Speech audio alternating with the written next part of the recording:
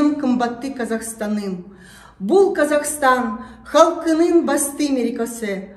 Осы айтулы күні менің ең жылы лебізімде қабыл алыңыздар. Сіздерге зор денсаулық, бақытты ауқатты өмір тілеймін. С 30-летием независимости, дорогой наш Казахстан, это главный праздник для всего нашего народа.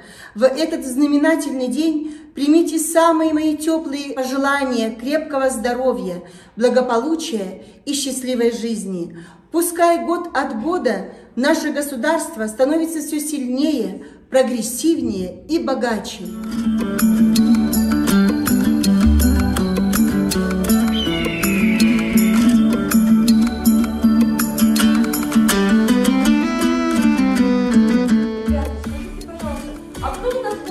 Первым президентом Республики Казахстан?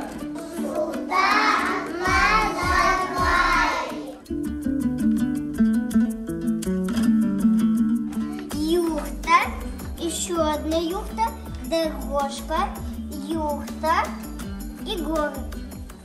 Туған елім ақын жырлаған, қымбатсың сен барлық асылдан, жүректен шыққан тағы бір ән, болсын сыйым саған арнаған, тарихтың өзі мойындаған, қазақтың елі ғажап мекен, елдің болашағы ән салған, сен үшін, сен үшін, сен үшін, ұшқыштар сен үшін әлемді шарлайды, ақындар өлеңін жырлайды, спортшылар жеңісін жарыста арнайды отаным сен үшін.